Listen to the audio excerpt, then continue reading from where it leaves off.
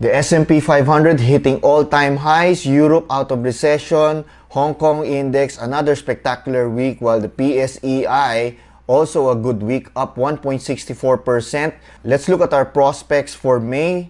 I'm Dan Slim, and welcome to another episode of Monday Market Outlook. So GDP results from the UK up 0.6% in Q1, lifting the economy out of recession, and also the Hang Seng Index having another spectacular week, up 5.47%. Wow, look at that, no? So meanwhile, the highlight of last week, US Consumer Price Index came in at 0.3% on a month-on-month basis, which is an improvement over the stubborn numbers from the previous months of February and March. It was further good news as we are starting to see food inflation slowly coming down, especially food at home. Look at that, it's already deflating at negative 0.2%. So the report shows inflation easing in April, with consumer prices still rising 3.4% on a month-on-month basis. But look at core inflation at 3.6% was the lowest reading since April of 2021. This now puts rate cut hopes back on the table this year, possibly by September. This sent the markets into a frenzy as the S&P 500 surged to record highs. The US markets pushed past the 5,250 resistance zone here to end the week at 5,306. This is where the call options wall sits, while the put support was here at 5,200, considering that it was a triple options expirations week last Friday. So we were expecting a pullback last week. It didn't happen, I guess because it was delayed by the favorable CPI report. But as we consolidate here along the 5,300 area, could we get the expected pullback this week? Because there's some exhaustion happening here after the Wednesday trade, and I think it's almost time for another mean reversion. This zone here, the 5,200 zone here, there's a lot to like along this zone, because here there's a demand zone here, there's the put support here, and the 20 EMA all converging along this area. So this could be a critical level in the days to watch out for. Meanwhile, back home, it was the BSP's Monetary Board meeting. It was almost a non-news event because, as expected, the BSP kept rates steady. But what was unexpected was Remo Lona indicating that the BSP may cut its key interest rates twice. Not once, no, but twice in the second half of the year by a total of around 50 basis points. He also said that it is possible that it could start cutting rates possibly by August of this year. So take note, if the US is going to cut by September and we're going to cut by August, this means that we might even ease ahead of the US Federal Reserve. I think the BSP is starting to become more confident that inflation is going to start easing moving forward, because if we look at some key data here, while we still get a 46 centavo rate hike this May, it is still negative 0.7% of our electricity rates compared to the start of the year. So it's not so bad considering the previous rate hikes. Also, we've had a series of fuel rollbacks. The price of gas has declined by around 3 pesos, diesel around 185, and kerosene by around 280.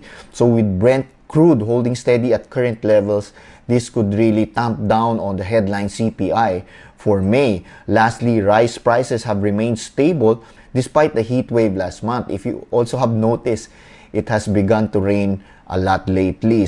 So this could be a good sign that rice prices may also roll back in the coming months. So with all these in play, and with the possibility of a rate cut as early as August this year, hopefully this could put some optimism in the Philippine markets. Also, our prospects for REITs have suddenly become brighter. So looking at the year-to-date performance of the REITs here, these REITs could see a significant inflows in the next months. So I really recommend your portfolio to be a bit overweight on REITs. And as usual, my top picks are still A-REIT, RCR, and C-REIT. So A-REIT being a laggard, why is it still my favorite?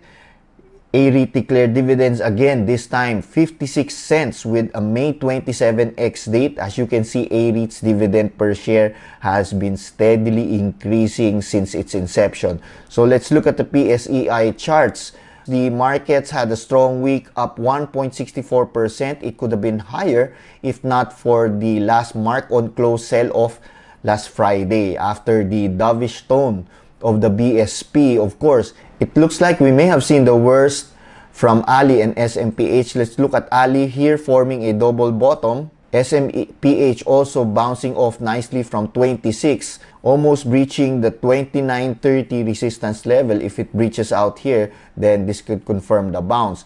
Our conglomerates also finding some support. AC almost finishing its double bottom formation as it clears this level. SM also holding steady at 870.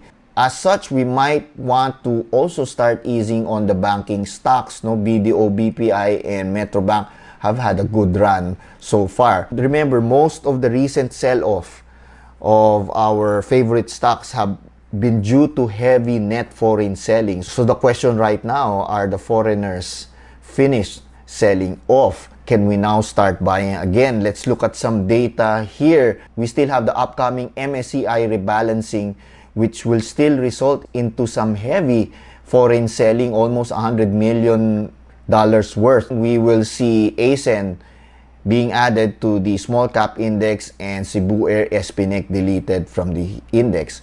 Aboitiz Equity Ventures will also be deleted from the MSCI Global Standard Index.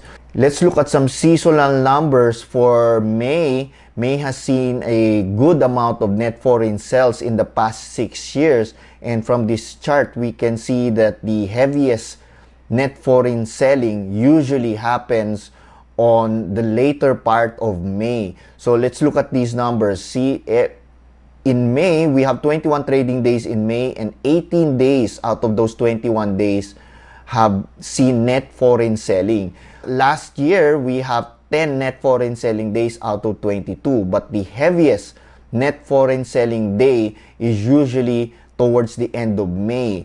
So the foreign selling may not be over yet until the end of May. Now, is it time to be optimistic in the PSEI? Remember, we still have to be a bit cautious here.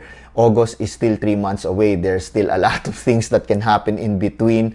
Also, but between today and the end of May, the heaviest net foreign selling day may still be ahead of us. It's best to have some buying power, to pick up shares that may come down hard because of mark on closes. Let's look at some interesting data coming in from last week. Gross gaming revenues for physical casinos continue to go down, and the share of physical casinos in the total gross gaming revenue has gone down to less than half. So this is not a good sign for Bloom, but of course a good sign for DigiPlus. Also in the S&P 500, remember we mentioned it made new highs last week. This is the 23rd time we've done this so far in 2024. While we are a little above the average, look at how bullish years tend to perform. It can go up to 70 or 77 all-time highs for the year. So we may still have a lot of room to grow. But while we're expecting the S&P 500 to pull back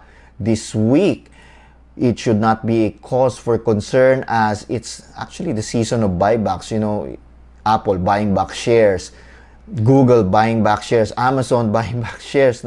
Goldman Sachs forecasting over $1 trillion in buybacks for 2024, which means that if we do get a pullback this week, it will most likely be met with some buy demand, right? So that's it for this week. Please like this video if you found the information useful. Please subscribe to the channel for more updates. And again, good luck on your trades. Please manage your risk accordingly.